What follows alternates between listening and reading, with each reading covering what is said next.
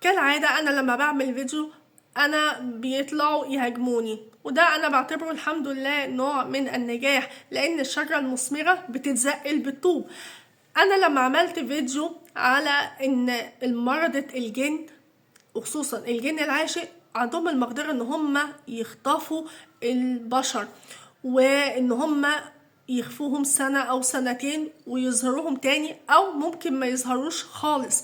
وقلت إن مرضى الجن دول جاي من كلمة التمرد على قوانين قبائل الجن، ودول بيبقوا ناس يخوفوا جدا، لأن هم مش محترموش قوانين القبيله بتاعتهم قبائل الجن. فناس قالوا لي لا ازاي المرضى دول جمع كلمه مرض؟ يا جماعه احنا مش في حصه نحو. انا مصدقه وقلت على عيني وعلى راسي زي المره اللي فاتت، بس انا قلت انا كدابه ماشي تمام. انا سرشت علشان تشوفوا بعينيكم وتصدقوا، يمكن بقى تصدقوا. مارد الجن هو نوع من الجن يتصف بالتمرد. قلتش حاجه غلط عشان ما تكدبونيش بعد كده. يتصف بالتمرد والعصيان الشديدين والعتو. يعني انتوا عارفين يعني ايه عتو طبعا. تشتق الكلمة من تمرد. انا ما بقولش حاجة غلط، وهو وصف يطلق على الكائنات الخارقة للطبيعة اللي بتخرج عن طاعة الخير. المارد هو شكل متطرف من اشكال الجن. عارفين يعني ايه شكل متطرف من اشكال الجن؟ ربنا يحفظنا ويحفظكم جميعا. حيث تصف بعض المصادر بانه اقوى واكثر شرا من العفارين. تخيلوا بقى الجملة دي مرعبة قد ايه.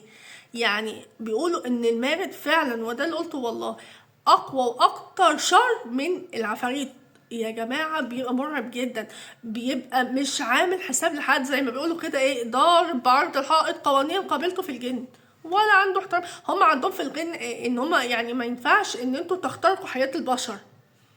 فهم لما يبقى اسفة، لما يبقى في جن عاشق بشر وكده، عايزه تتدخل بقى فيه او يظهر له في احلامه او يحس بيه وكده، فده ممنوع. فهو بيتمرد على القوانين دي، وعندهم الحبس ان انت تمردت عن قوانيننا. وفي بقى محدش يقدر يحاكمه، يبقى عاصب كل ما تتخيلوه، يعني بقى ايه، مفتري كده وبقى باع القضيه. يعني الولد توتي فروتي اللي هو بقى مفيش حد واقف قصاده من كتر جبروته اهو، بانه اقوى واكثر شرا من العفاريت. معنى الكلمه المتمرد او العاصي. ما قلتش حاجه غلط، فمن فضلكم بعد كده ما تطلعوش تهاجموني وخلاص. في ناس كتيرة بتبقى موافقاني في الرأي، وفي ناس بتطلع تهاجمني عشان انا بس بطلع بقول كلام حقيقي. فصدقوني انا بقول لكم كل الفيديوهات على قناتي بتبقى فيديوهات حقيقية ومعلومات حقيقية حصلت لي انا شخصيا، او حصلت من ناس مقربين ليا، او من ناس انا واثقة ان هي حصلت لهم فعلا، وبتبقى قصص حقيقية. فتمام. فمش مصدقين كمان ان المارد عنده مقدرة ان هو يخطف؟ طب انا هاجي اقول لكم تابعوني، وبجد هعرض لكم قصص مرعبة جدا جدا جدا ومعروفة. بس شدوا الرحال على السعودية يا رجال. سلام.